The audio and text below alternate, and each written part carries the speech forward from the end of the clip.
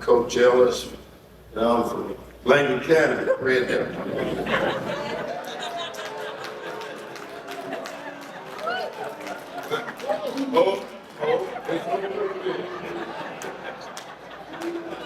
When Larry told me about the situation and asked me to say a few words about Coach Williams, and I looked on the sheet tonight and said, 2 minutes. Well, I told Larry, it's gonna take me longer than 2 minutes. I'm not gonna be that long, but he said, Coach, I wasn't talking about you. You got the time. So it's an honor and a privilege for me to get up here and speak about my friend, Curtis Williams. Because I've known Curtis he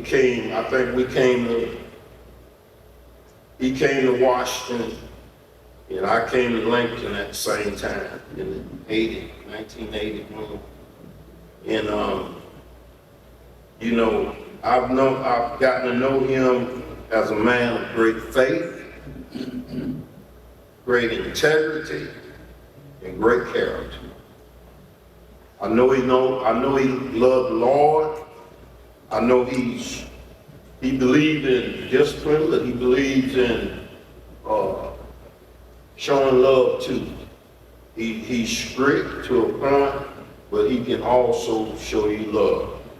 And Curtis and I came at very similar passes in the coaching profession, because like I said, he came here in 81 and I came in 81.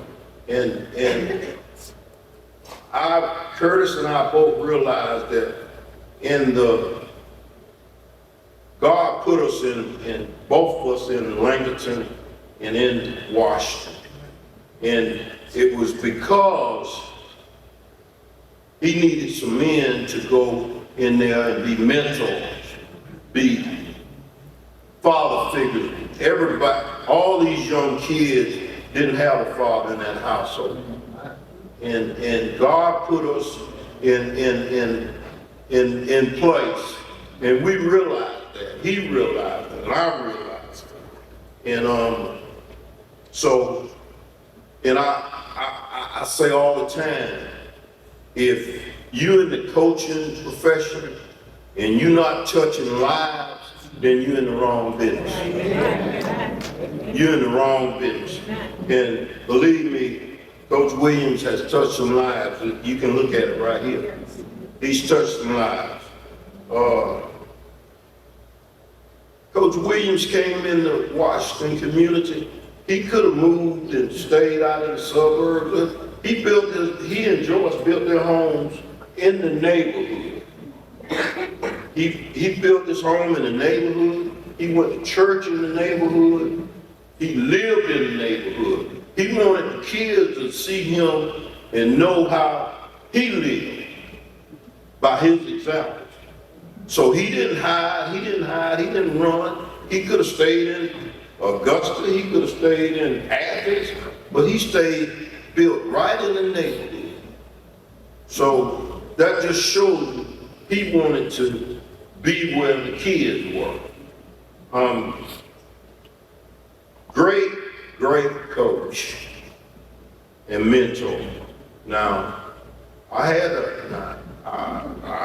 we played against Curtis, and I'm telling you now, when we played Washington, back in the 80s, 90s, Washington, Lincoln, Thompson, Greene County, Ellis, it wasn't no better football in the state of Georgia at that time.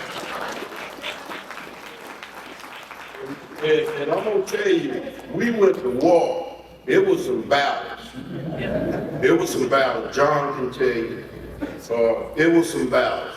But Curtis, he and I both coached defense. We were defensive coordinators. He was in Washington, I was in Langston.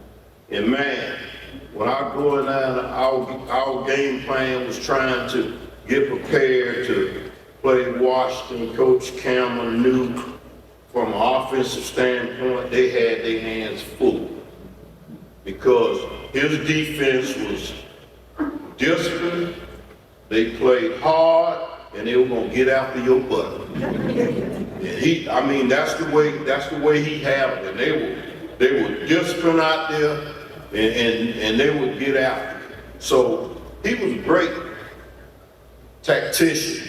He was a great defensive football coach, great mentor.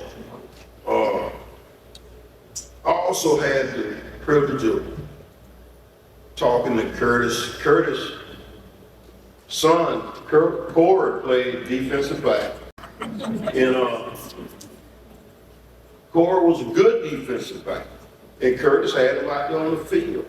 So when my son came along, I called Curtis because I wanted to get his feel about coaching your son. And he said, Coach, because a lot of times when you coach your son, both of us was defensive back coaches and both our sons played defensive back. So, a lot of times when you got your son playing for you and got him out there on the field, folks gonna say, oh, you just playing, he playing just because he's your son. And Curtis told me, he said, Coach, don't worry about that kind of talk. If he can play, put him on the field. And that's what I did. And he gave me such good advice of coaching your son. Because Corey was really a good football player. I can remember him plain as day. And so that was helpful to me. Curtis and I would always have this pact. Washington and Langston was intense in the 80s and 90s. And man, it was very intense. But Curtis and I made a pact. No matter what happens or who wins this football game, we're not gonna lose our friendship. We're gonna hug each other after this game, win, lose, or draw, and we're gonna talk after. And that's what we did. We never got upset about it. Curtis was very competitive. Butch was very competitive. And they wanted to beat Langston, and we wanted to beat them bad. But once that game was over, no matter who won or lost, we were gonna hug and we were gonna shake hands and we were gonna be brothers. And that's the way it was with us. And I had the honor, after we retired, after Curtis left, Washington went to Thompson, I retired in Lincoln. We ended up working together for a year in Thompson. And I'm gonna tell you, that was one of the more enjoyable times because we would go to a football camp and Curtis and I would room together and we'd stay up late at night talking. Just talking about family, talking about how we're gonna solve all the problems in the world. So, and we just bond. And it was always a great bond there. And so I can truly say Curtis Williams is one fine man as a football coach, as a teacher, as a mentor.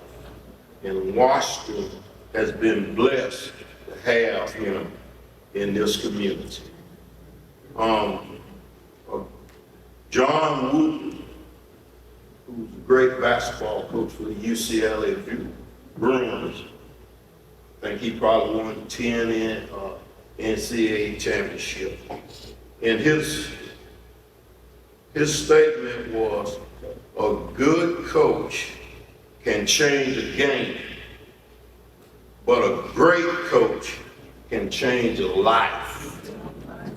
And I think with what Coach Curtis Williams did here in Wilkes County, I can certainly say we can put him in the greatest coach category.